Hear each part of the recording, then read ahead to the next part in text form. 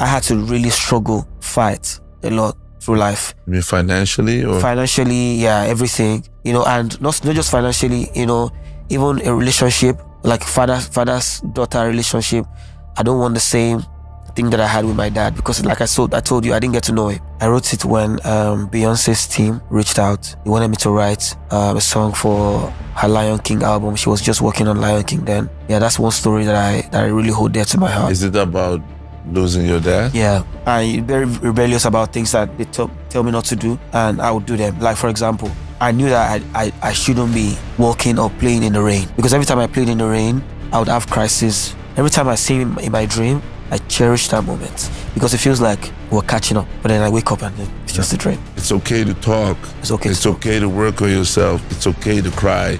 I'm happy to be speaking to somebody that's in touch, you know, with their emotions like this, and then you can say it to millions of people. I feel like it's okay. And I'm still processing it. I just came out of that energy. He told me this like 18 hours ago. Bro, this thing you just said, it just messed me up, because I didn't get to hear that. Hey, what up? It's Game, man. NandoLeaks. Hey, what's up, yo? This is 50 Cent. Hey, this is Rihanna Fernando. Hey, yo, Fernando. What's up? It's DJ Khaled. Hey, what's up, everybody? This is J Balvin. NandoLeaks. Okay?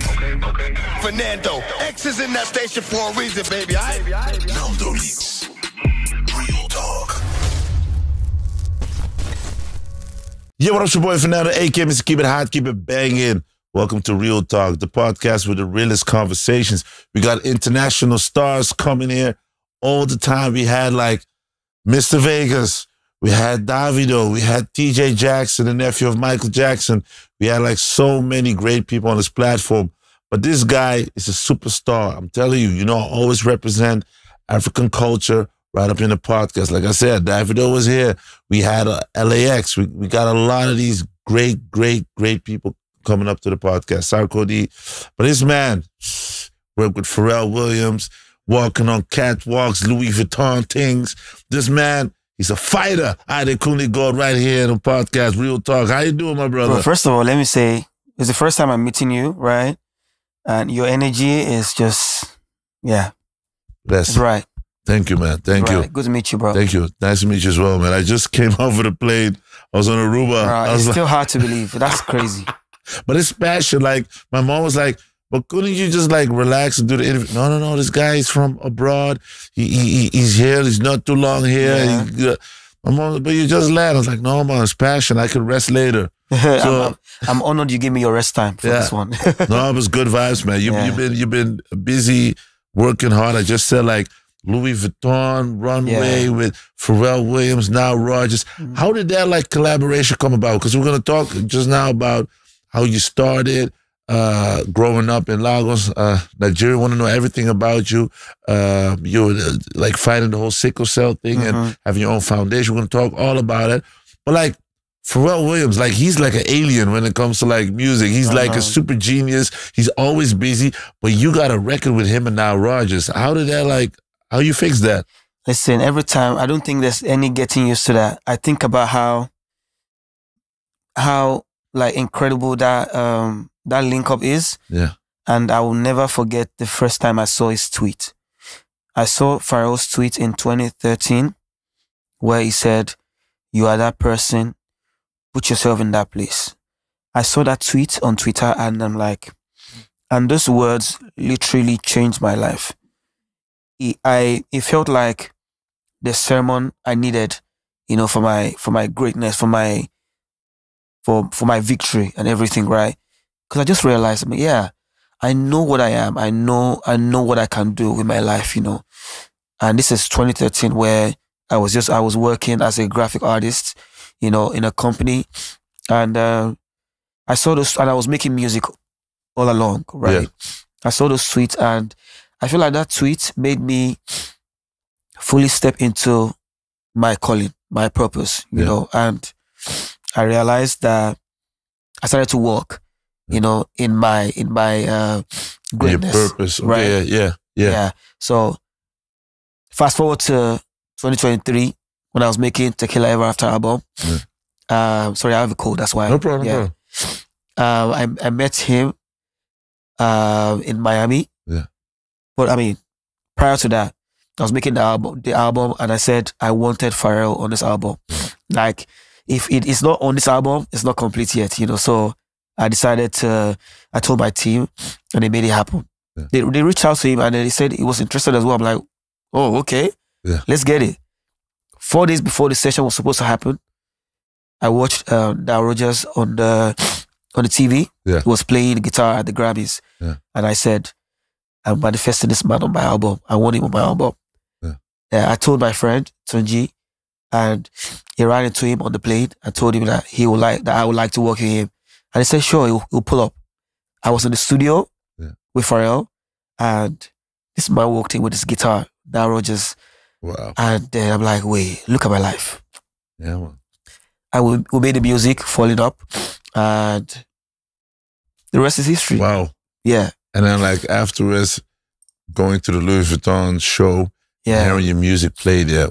How does that feel? I mean, like, guy from Nigeria coming, like, dominating, doing his thing, visualizing, working with one of the best producers in the world, and then on a Louis Vuitton show, hearing your music play. Yeah. It's the third time.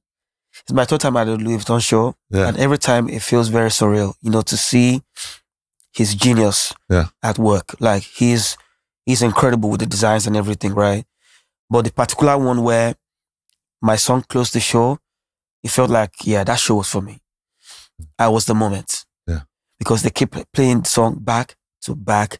And I was just looking like, this is me. Yeah. This is the song that I made. This is the boy from Ikotun, because I grew up in Ikotun, a very small place in Lagos, you know, on the world stage, being celebrated like this. There's no getting used to that feeling. And I'll forever be grateful to Pharrell, you know, for seeing me and somehow getting the vision, because the way he relates with me is almost like he knew me from when I was a child. Yeah. You know, and that's a big feeling to be cool with your idol, somebody that I've always looked up to, and then finally we have a song together, and he put me on like with the show. Yeah. Incredible. Blessings, God. Yeah. It's God. Can only be God, man. Yeah. And growing up in Nigeria, what was your life like? How was the little Adekunle? What was he doing? Take us to the mindset or the life you had as a kid. Yeah, I grew up as the only boy in the family, the eldest son. I have 2 sisters. I had 3 sisters, but I lost one. Wow. Right. But I was, I think what stands out for me every time I think about my childhood is that I was always very, very dedicated, committed to whatever I wanted to do. Whether it was to be very stubborn, and very rebellious about things that they tell me not to do, and I would do them. Like, for example, I knew that I shouldn't be walking or playing in the rain, because every time I played in the rain, I would have crisis, because I had sickle cell. I grew up with sickle cell, right? But it didn't matter. I would do it anyways. What would happen? That you would have extra pain when you... I have pain in my joints, you know, my legs. Like, crisis is crazy. Like, it's a whole day of pain. Yeah. And it can be longer than that until you get attention, right? Medical attention.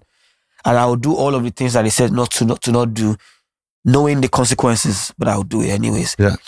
I joined the Saints choir, you know, because my auntie taught me how to sing. I think my first introduction to the love for music started because my auntie would come home to teach me and my sisters how to sing. And I joined the Saints choir. I was so committed. I wanted to be... Every Sunday, there were 2 guys that led the church, you know, at the praise and worship. Yeah.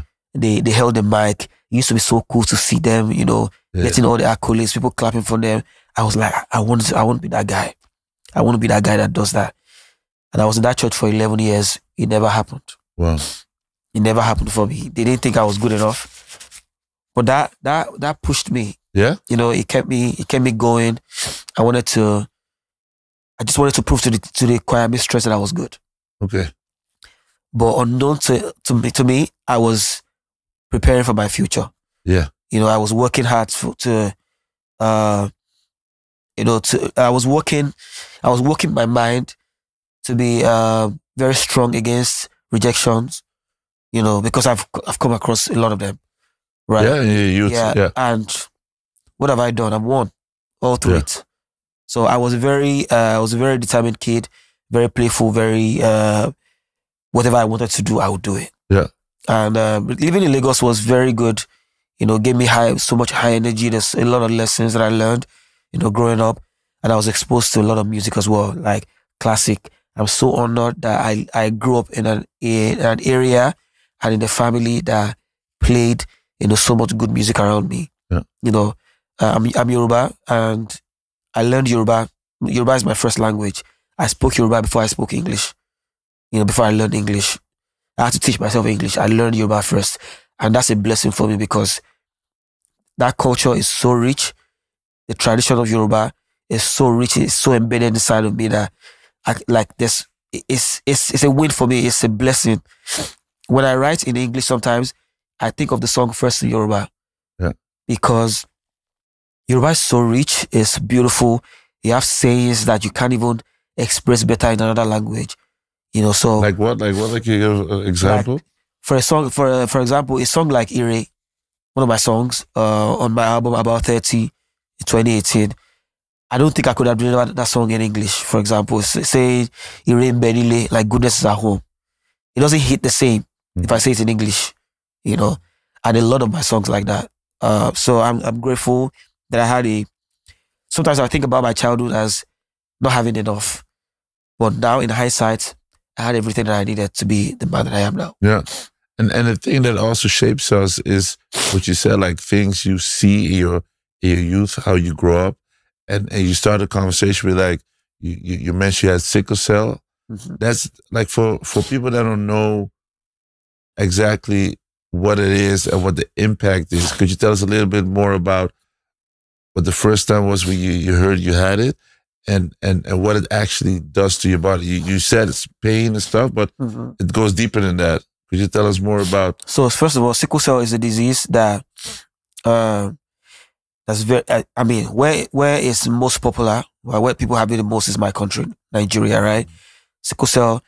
Normally, the blood cell is supposed to be like round. I guess I don't know biology that much, but in a sickle cell patient, the blood is sickle. It's like this, right? So and that causes you pain.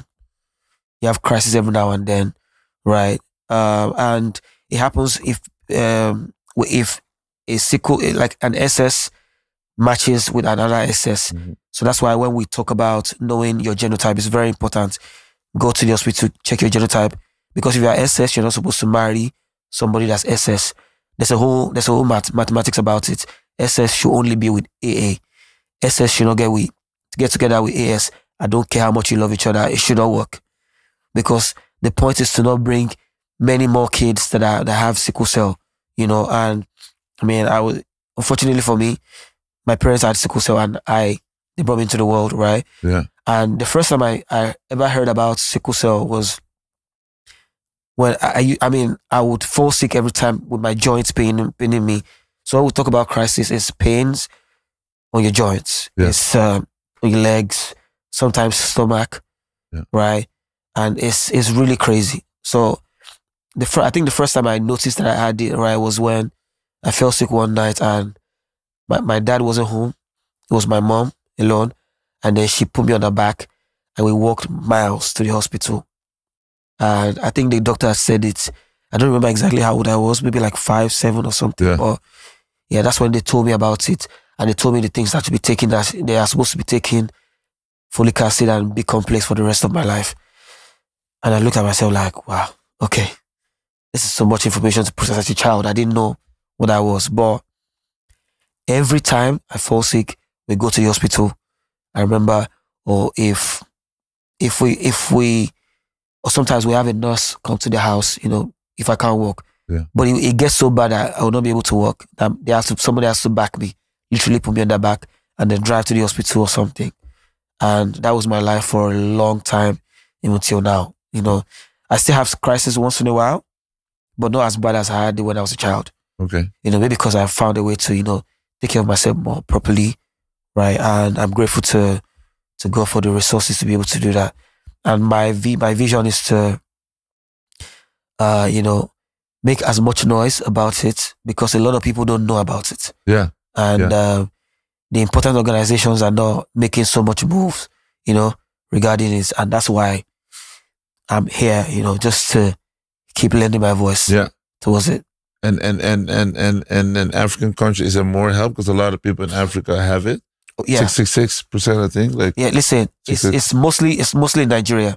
Yeah. It's in other African countries as well. Yeah. Even America. Yeah. And other people a lot of famous artists out like T-Boss from TLC, Prodigy from Mobb Deep, rest in peace. I believe that he also had it. Sickle cell. So that's why. But it's mostly common in Nigeria. Yeah. Nigeria has the largest population of people living with sickle cell. And do you have to eat different, or do you take a lot of medicine, or? Yeah, I don't think you have to eat differently. I don't know that. Yeah. Let me know. Yeah, but there's different depending on. I grew up on folic acid and B complex every day. Yeah. I'm sure that's the case for a lot of people living with sickle cell as well. Yeah. And also knowing to stay away from cold, and there's that. Just taking care of yourself. Yeah, I work out every time. It's also good for that. Yeah, I'm sure that helps so I work out every time, like 5 days a week, 4 days if I get lazy, But it doesn't block your performance. Like, say, for instance, you said sometimes you have extra pain. Is it at the point that sometimes you can't perform on stage, or? No, maybe because I found a system that works for me, knowing when to rest well, taking my drugs when I'm supposed to. Yeah. Yeah, I've had it good, and I'm thankful about that, right? Yeah. I'm just hoping that a lot more people have find help, because, for example, like I'm currently working with NYU researchers, like there's hydroxyl, right? I think it's called hydroxyl, right? That they're working on right now. That's some drugs that will help, I'm looking for the right word, like balance, the effect on sickle cell in your body. Yeah, just to put it easily like that. And you have a foundation as well that also... Yeah, called Adekunle Gold Foundation, yeah. Good that you're doing that, man. Good to bring awareness. Yeah, we've been seeing people living with sickle cell bi-monthly. Yeah. We do outreaches where people come from different places. We give them free drugs that will last them for like 2 months. Yeah. We see about 500 people every 2 months that we do it. Yeah. And just recently we gave 1,000 people living with sickle cell free health insurance. Yeah. The goal is to be able to do more, on a larger scale. But for now, that's what we're doing. Yeah. So that's a good thing what you also said about checking your genes, that you don't get too... Yeah, you have to know your genotype. Yeah. Everybody has to. I feel like that's the awareness that we're making, that we're doing right now. Yeah. Yeah. So, and because you said like you have sisters as well, like do they have the genes? Yeah, some of my sisters do, yeah. Okay, because you said like one died. She died? No, but that wasn't sickle cell. It was something. Okay. I thought it was, we lost her to heart disease. Okay. Yeah. Okay, rest in peace, man. Yeah. And you said like you had this passion to prove to the people in the church that you could sing. At what moment did you send them a message and be like, I told you? No, maybe. Yeah, I could. That's okay. It built me. It made me the man that I am right now. Yeah. Yeah. Because how did you get your first record deal? Because the first song that kind of blew up was Sade. It was 2015. Sade, yeah. Yeah. That was 2015, right? So, like I told you, after seeing Pharrell's tweet, I decided, I need to go, because I was doing music on weekends, go to the studio, do all of that. And I had a 9 to 5. I was working as a graphic artist, right? I was editing for, different e-commerce companies. Yeah. And I used to do like brand identity for people. Yeah. I designed the YBNL logo. YBNL is a label that I was signed to eventually, owned by a rapper called Olamide. So I designed YBNL logo. And I had other clients then. But I think after seeing that tweet, I decided I need to step into this fully. let me see where the road takes me. So 2014, I left my job. Actually, let me not say that. It was told to go.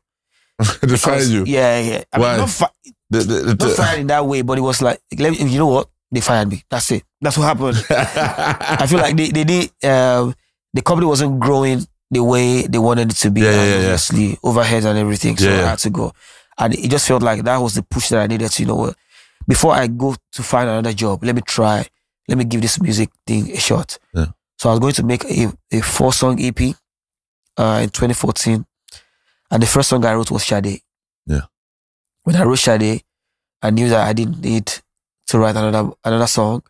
And Sade was a cover. One Direction, right? Yeah, One Direction story of my life. I released my, I was in a boy band before called The Bridge, where I released originals, but it didn't get anywhere because obviously nobody knew who we were. So, but by that time, I was already alone. My friend and I decided, how about you focus on production? Let me focus on singing, right? Yeah. His name is Michael. He's my band director now and my producer. Yeah. So I released Sade 2014 independently, and Olamide obviously heard the song. Olamide is the owner of the YBNL label that I designed the logo for. Heard the song and then signed me, and the song blew up. Wow. Song blew up. And yeah, that's how I got here. And that's how it started, and then that's how the journey started. Yeah. And what was a step after that? How did you? Because music is a constant process of just reinventing yourself, coming up with new stuff. So what was the vision then? Because then you have to come with an album. You have 5 albums now in your name. Yeah. So how did you? What was the vision? I feel like I was just waiting for a moment for somebody to discover me. I was ready all my life. Yeah. I was ready. I told you I've been preparing from joining the Sins Choir, learning to write songs. I remember when I found out about James Fauntleroy. Mm-hmm. That's one of my favorite songwriters in the world. And I studied his songs, how he wrote his words. I'm like, how do people, find the right words to convey their emotions? And don't forget, I already started listening to classics by King Sunny Ade, Ebenezer Obey, Sikiru Ayinde Barrister, Kwamon, all of those legendary artists. And then, now finding out pop sounds myself. The first album I ever bought with my money was Overexposed by Maroon 5. Okay. I listened to that pop album so much, and then discovering Bruno Mars music. Yeah. So I was ready. I was preparing myself to myself. I was just going in, learning to be very good at this thing that I love so much, music. And so after I released Sade, I had other songs already that I didn't want to release. I had Oriente. Yeah. I just released Oriente after Sade blew up. Then I released Speak Up, and I had the whole album waiting. I just called it Gold, and I released it, and that literally started the journey. Yeah. The album was number 7 on the Billboard World Chart, and that gave me so much joy, knowing the story, knowing how I fought for that. Yeah. I worked hard at it, and then God bless the album, and it literally took me out. I had 3 songs before. I hadn't traveled anywhere before all my life. Oh wow. Yeah. Never been nowhere. The first time I traveled somewhere was I went to London. Yeah. I had Sade and Oriente then, and those 2 songs took me everywhere. And then the album dropped, and the journey started. I released another one 2018, About 30. Yeah. Another masterpiece, 2020, Afropop. Then I released Catch Me If You Can 2022, Tequila Ever After 2023, and now FUJI is coming. FUJI. Yeah. And what's the story you want to tell on the new album FUJI? Mastery. It's a story of a boy, of a man that's found himself, that's realized who he is all along, who he is meant to be. FUJI is the totality of everything I've done. It's like the hybrid. It's Gold, About 30, Afro Pop Volume 1, Catch Me If You Can. It's Tequila Ever After All in One. Mm-hmm. You know, I grew up on FUJI sound. FUJI is one of the oldest sounds from Nigeria. It's highly percussive, very like it's upbeat. If they drop FUJI anywhere, you have to dance. Like, and a certain man, you know, in the 1950s, 60s, you know, started the sound. His name is Sikiru Ayinde Barrister. You know, the sound originally started from Were. Were is like a devotion. Mm-hmm. It's a Muslim. So Muslims sing it every time they want to pray in the morning, and everybody will gather around, just sit and sing and drum. It's highly spiritual. And he used to sing Were that time. Yeah. I think when he decided to, you know, make his own sound, and he called it FUJI. He traveled to, the story I heard that he traveled to Japan, and he saw Mount Fuji, and he named the sound after Mount Fuji. But that's the story behind. Okay, Yeah, wow. that's Ayinde Sikiru Barrister. That's the man. So and yeah, that's how the sound started, and it's been in existence since then. You know, there's been a lot of legends. You know, there's Ayinla Kollington, who was his friend. They pioneered FUJI together, and now there's, I mean, obviously since then there's Kwamwan, King Wasiu, Ayinde Marshall, there's Pasuma, there's Obesere, there's Taye Currency, there's Shefiu Alao, a lot of people that I listened to growing up, you know, and I listened to FUJI everywhere. They played it on the streets. It's like it's the soundtrack of Lagos. You know, everywhere you go, FUJI's being played, and it's such a joy giver. When they drop FUJI, they can perform for 6 hours longer, just keeping people happy. Yeah. And it just felt like the right time, because I've done FUJI on every album, and this is the sound that I grew up on. I wanted to do it collectively, like as a body of work, right? But initially, though, when I started to make my own album, I called it Finding Uncharted Journeys Inside, which is, if you put it together, the acronym is FUJI. Yeah. Finding Uncharted Journeys Inside. I just say, you know, let me just call this album FUJI. It's the sound I'm making anyways, right? And it's a soundtrack of my childhood. It's a soundtrack of my life. Yeah. Soundtrack of Lagos, where I'm from. Wow, crazy story. And you said like it's about a man finding himself. Yeah. Were you sometimes lost? I think I would say lost, because I've done everything at my own pace, time, the way I knew it, right? But it's even realizing that, oh, I thought I knew myself, but this is actually who I am. And how did that happen? I went to, my name is Adekunle Kusoko. Kusoko is a king of Lagos. It used to be, right? That's my progenitor, you know, and he was the king of Lagos and also the Oloja of Eriko. Eriko is a place on Lagos Island where they bring all the farm produce, you know. So he had two titles, being the king and also the leader of the markets, basically. So as a child, I went to the palace. We have a palace at Eriko on the island, Lagos Island. I went there as a child, but I didn't remember much. I went for an Ayo festival. I think that was my first experience into, or knowing that I'm royalty, I'm a prince from Lagos. But I didn't really pay attention to it all my life. I didn't care for it. But I decided finally, like 2024, that, you know what, I need to actually understand why I am who I am, why I have that name, what is the essence of being a Kusoko. Let me even learn about the man, even if I don't want to do anything about it. Let me just learn, you know, about King Kusoko. And I went to the palace, welcomed beautifully, and I've been learning his story. You know, my uncle, huge shout out to my uncle, Abiola Kusoko, is the current Oloja of Lagos. And he would tell me stories about the man, you know, and I even realized that he's called a lot of names. King Kusoko, like, he has so many names.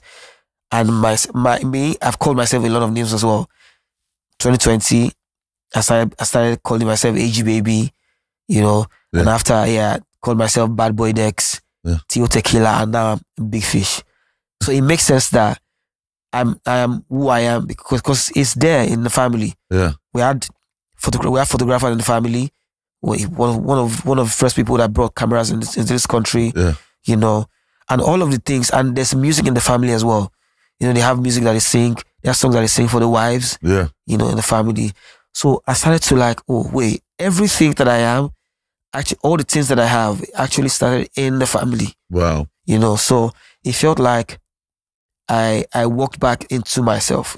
So that's why finding uncharted journeys inside is so important to me, because it felt like I went back home and I realized more than anything that I know who I am now.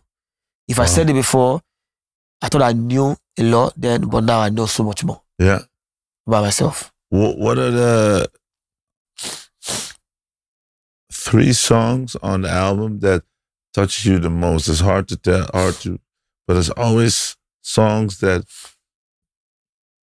you feel like this is a story I really want to tell. It's an album of 15 songs that are very personal to me. But Simile is one. What is it about? Simile, I wrote Simile 2019. That's the first song I wrote on the album. Mm-hmm. I wrote it when Beyonce's team reached out. They wanted me to write a song for her Lion King album. She was just working on Lion King then. But when they reached out, I just lost my dad. You know, so I didn't really care, to be honest, because I was not in the mood to do anything. I was going through it. It was fresh. And they kept sending reminders. But eventually I wrote the song with my friend. He produced it, Michael, the same guy I told you about. We produced the song. And when I wrote the song, it felt so personal that I was telling myself, I hope they don't pick this song. Because I feel like I'll be doing the song disservice, you know, because it's my story. It's personal to me. I should be the one singing it. But I mean, I had a commitment to send the song anyway, so I sent it, and it was too late. I was so happy. I'm like, yeah, you know, this is my story. Beyonce, I love you so much, but this is my song. Yeah. You know, so the song is very special to me because if you listen to the song, you'll understand why. I was going through a lot, you know, losing my dad, and yeah, that's one story that I really hold dear to my heart. Is it about losing your dad? Yeah. Oh wow. It's about finding my way, right? Wow. How close were you and your dad? That's the best part about this story. I just started getting close to him. Like I just started building like a relationship with, because growing up we didn't have that relationship. I used to fear him as a child, you know, but I mean, I'd become a man and we just started getting close, and that's when he died. Wow. And that would never, every time I think about that, it saddens my heart. Some days I just cry. Yeah. Because I loved him as a child, right? But I didn't get to know him so much. And just when I started to understand him even more, you know, and that's when he died. So that song will always be very special to me. And then there's I'm Not Done, the last song not the last song, 14th track with Robert Glasper. That's a song where I talked about how I've been running and running. I'm always looking for something, but I hope I don't get lost in my mind, because that's so true. I'm always chasing. I'm always looking for something. Until now, I didn't understand how to enjoy my wins. You know, I don't even know how, but I just didn't know how to enjoy my wins. You know, sit in my greatness, sit in my successes. You know, I'm always chasing. So, and that song, I'm saying, halfway there, so far gone, I'm not done. I know that I have so much greatness to do. I know I have so much stories to share with the world. I know I have so much sound, you know, to explore. It keeps me awake, you know. There's so much I can do that I'm going to do. Yeah. And that's why that song is so special to me. Do you know now, have you now felt a way how you can just relax and just enjoy the moment and the ride? I'm learning. Okay. I'm starting to learn, and I think it's working out since finding gym, because I've been working out a lot, and I feel like my mind is clearer now. Okay. Yeah, it's clearer. I know I'm learning when to chill. Yeah. You know, when to relax. Very important. I'm Relax your mind. Yeah. And there's My Love Is the Same. That's a song I wrote for my daughter. About my daughter. You'll hear her voice in the beginning. Yeah. You have a family. You know what it is to be on the road and then think about your home. There's nowhere you'd rather be than with your family. Right? That's what the song is about. I'm saying life on the road. Nobody knows what a man goes through.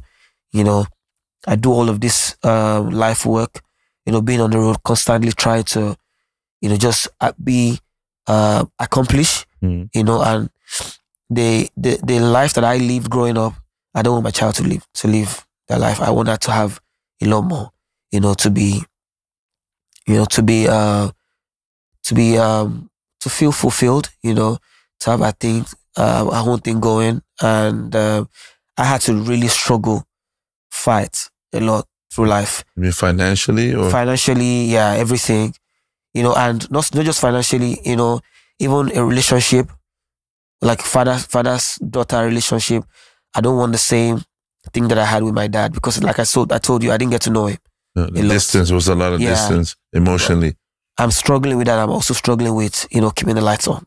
Yeah. And I'm thankful I have a wife that's beautiful, that's ready, just to support every time.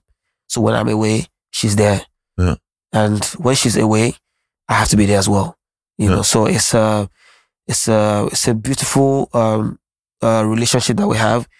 And the song is very personal to me, because I just want to do better. As I said, I want to do better than my dad. Yeah. He did well, but I want to do so much more. Yeah. And how young is your daughter? How young is she? She's 5. She's 5. Okay. So now she's whole. And does she know what you do? Does she? Well, I tell her every time I have to go out, Deja, I remember Daddy has to work. Do you know what Daddy does for work? She goes, yeah, you go on stage and you perform to people. Yeah, yes. That's how Daddy makes money. Daddy has to go. Remember, every time you say you want something, Daddy has to find money to buy it, and Mommy does the same thing as well. So we just tell her that she kind of understand. Some days I leave home, and when she wakes up and I'm not there, she calls me crying. Daddy, where did you go? I'm like, I told you. Yeah. It is what it is. They can hurt your heart sometimes. Yeah. Oh, it does. Yeah. I'm away now, and I miss her. Yeah. Yeah. I have the same thing. I have a son of he's 8, and I have another stepson. He's 9. So when I go out on business or I'm working a lot, it's sometimes hard to explain what you're doing, because in their mind, you're not there. Yeah. And you're like, but I'm providing, and if I don't do this, you won't be able to do all of the other stuff you want to do. Yeah. So it's very hard, and you hope and you pray to God that they understand later on. Yeah. Because these are like valuable moments. That's the hope, bro. Yeah. I'm praying every day, like, please. And honestly, the time that you can do all that work is now that they're still a bit, when they go to high school, it's harder. Yeah, because then they're going to come in puberty, then they don't have no time for you, their mind explodes, and then it takes a longer time for them to come back. So it's hard, because like the best period, what I hear from a lot of people, like, and I miss that growing up with my father. Like on this podcast, I've spoken to a lot of people, and you always hear the father-son situation coming back. Like boys want a hug from the dad, want to have more attention from the dad, but didn't get it. Same thing with me. That was me. Yeah, so that's why I went to Aruba. I was thinking the whole time, talking about him the whole time, like, I got to talk to him why he's still here. Because a friend of mine, we used to work together, and she said that I saw that her dad died. And that made me think, like, yo, I have so many questions for this guy. Oh, yeah. I gotta talk. So then I just decided to grab the plane, fly to Aruba. We've been talking a lot, and I eventually could explain to him, like, I only wanted you to tell me that you love me and you're proud of me. I said, I've done everything. I've become the successful radio DJ, podcast host. I do all this. The only thing I want is that you tell me that you love me and you're proud of me. And he looked at me and was like, he didn't even know. So then yesterday, he brought me to the airplane, to the airport, and then he said, you know I love you, right? I'm proud of you. That thing hit me so, and I'm still processing it. I just came out of that energy. He told me this like 18 hours ago. 18 hours ago, he told me something he never told me, and I'm still processing it as we speak right now. So hearing you talking, I'm like, whoa. Bro, this thing you just said, it just messed me up because, sorry. No problem. I didn't get to hear that. I didn't get a chance to, to speak to my father in that way. I'm honored that I got one interview out of him. Yeah.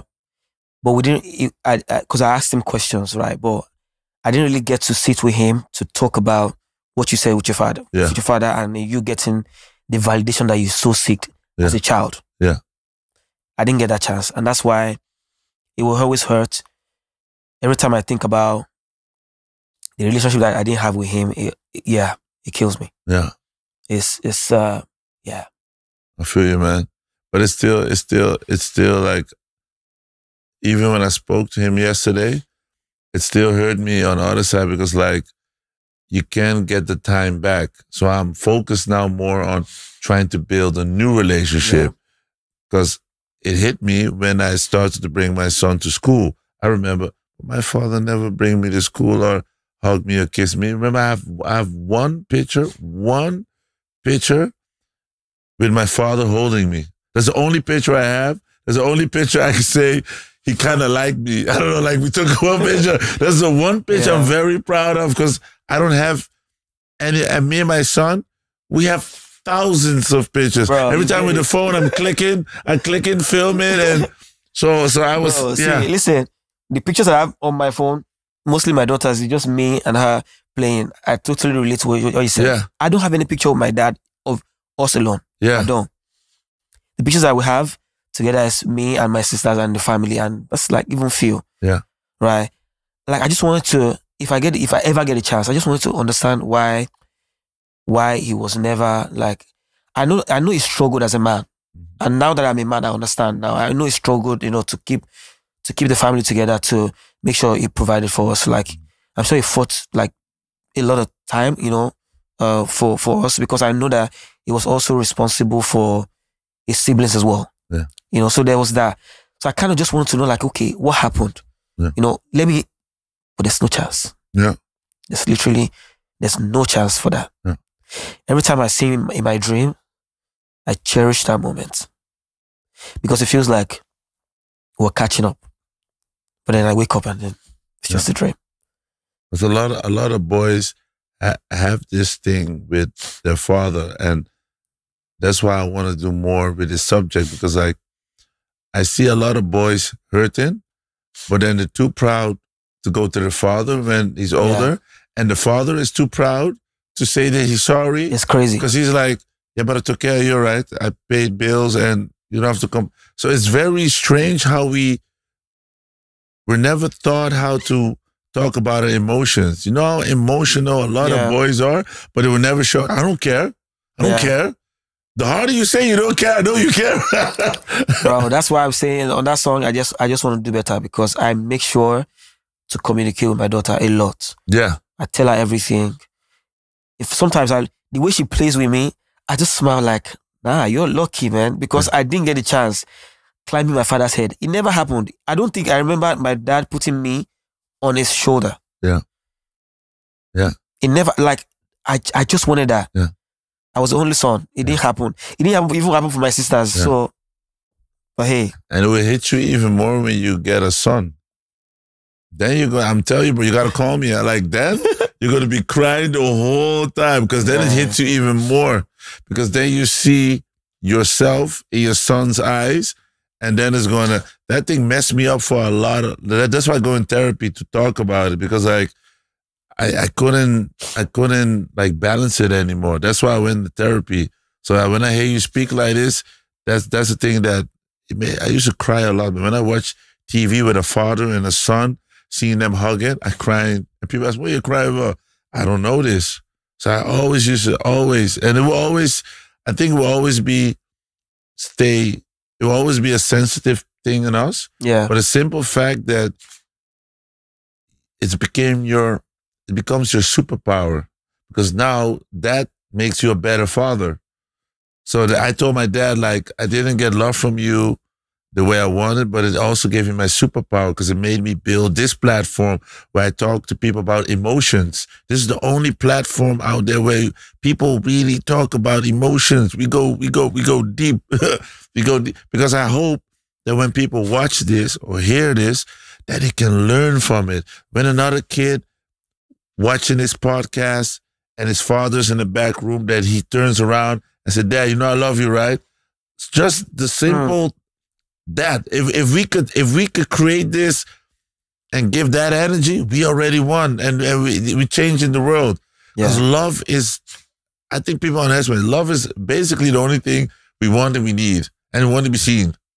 All the rest is bonus. Yeah, you get money, you buy clothes, but we still want to be seen. We want to be hugged, cuddle, watch TV with your pajamas, with chips, and just laugh, tell stupid stories. That's the whole thing. That's basically what we all want, but you can't buy love. Listen, I'm just thinking about you getting your validation. I'm like, damn, you're lucky, man. Yeah, I was, and the thing was, I was fighting it very long to go, because my pride. Because I was like, yeah, but he could come to me, but then I also have 2 sisters, and they live over there. Oh, okay. And my sister, Agnes, she was very responsible for building the bond between me and my father. Because you know what she would do? Because she saw that he didn't call me out of himself. So she would call me and then give him the phone. This is your son.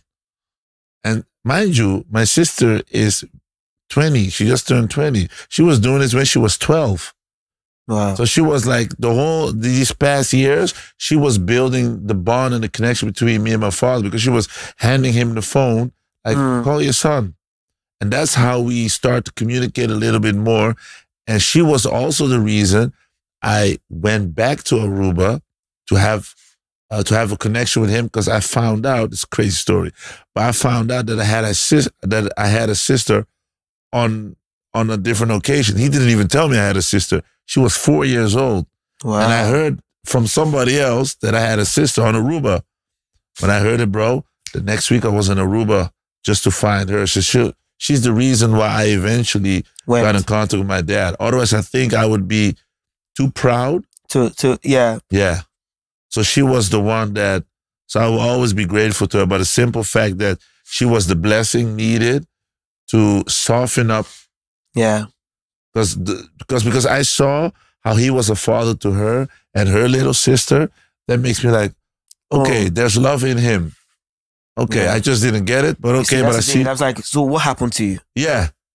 And I asked him, he was like, he wasn't ready for it. He was a different mind. Like what he said was basically this. He said he didn't grow up with his father. Yeah. And because he grew up with his mother, he thought it's normal. So he didn't have the idea in his mind, maybe it bothered him more. But some children, like me and you, we're more sensitive. Yeah. So we act out more on when something is not there. Some other children be like, no, it was what I saw my dad. And you don't see them respond as much as how we're responding right now. Yeah, my dad was there. That was it. So, and that's why it's very important to see, like, every child is different. Yeah. Every child is different. So you have to, you can have 4 children. 2 could be very emotional. But you have to cater to those emotional ones extra, because they need it. Same with some people, they just need extra love and attention. So that's why I learned a lot from this trip, man. I'm still processing as we speak, but I'm happy for you, man. It came, thank you. It came to my sister. She, because I would have been the same way, bro. Like, seriously, like, I was mad. I was mad because the little version of myself didn't get the hugs, didn't get the kisses, didn't get, oh, son, I love you. A friend of mine, he's a famous singer in Holland. I always look at him and I see him with his dad. I'm like, bro, you're blessed, man. His father does everything for him. Calls him up, hugs him, this, that. I'm like, whoa, bro, you guys don't know, like, how blessed you are. Like, to have a Bro, man. I know that feeling. I lived with my pastor for like 5 years. Yeah. And for 5 years of my life, I saw like family like differently. I saw love in the family differently. And I'm like, oh, damn. I think that's one of the things that helped me realize that, you know what, I can have that. Yeah. I want to have that. Yeah. And since then, I've always been like, it's family first for me. I don't care what's happening in the world. Yeah. My family will always be my center because I didn't have that growing up. Yeah. I didn't have that where you could just talk to, you know, your parents, just chill. And then the way I grew up is the type where once your daddy is coming back, you have to pretend like you're sleeping. You'll run. Like it was scary. I'm like, wait. I think about it. I'm like, this is crazy. I see how my daughter is always happy. Yeah. You know, her face lights up when she sees me. That was in my case. Yeah. Yeah. I hope that men choose to be better. I think that's what I want to get out of this one. Because as a child, I saw all of this, and for some reasons I knew, like you said, some children are emotional. Yeah. I definitely was that. I knew that this is not normal. Yeah. There's no way this is normal. Yeah. And when I grow up, I'm going to choose different. Yeah. And I think that choosing, I think is the most important thing. Yeah. Because you choose and then you work at it. Yeah. And now I'm living it, and even though I have to be a man, do things that I have to do, you know, for the family and everything, I still make sure to stay in touch, to be there. You already won, bro. You already became the best version of yourself, because the simple fact is that you're doing stuff you never thought was possible. And you didn't get the blueprint. You created your own blueprint. Yeah. So now your next kid, when it's a boy, whatever, you're going to give on, or your daughter sees, oh, this is how a man should be. This is how a man should treat me. It's very important for girls to have role models, especially dad, father figures, to show them this is how a man should treat you. This is love. Yep. So you don't have to look for love. This is love. So when a man says, I love you, he got to worship the ground. Because a lot of times I get mad, like nowadays you see a lot of men beating women and killing women. I'm like, it's crazy, what, this is so insane to see. Like, women are like the most sacred beings on earth. They create life. You came from a woman. We all came from a woman. So how could you even think in your mind to hurt? Yeah, that means you're evil. I understand it. Yeah. So that's why I always, like, on my platform, sometimes I have women communicating and talking about their past relationship with men. I had a girl on this platform, Jasmine, and she said, like, she got married at a very young age, and she came together with this guy, and on her wedding night, he started to beat her up. Oh my God. Yeah, and that was just the whole dynamics. And I was like, damn, like, these guys actually walk the earth. Like, they can live with themselves, call themselves men, and just beat a woman. And just, so It's that's insane. why, Insane. I think what I'm also taking away from this is, look how we're talking about this, right? Yeah.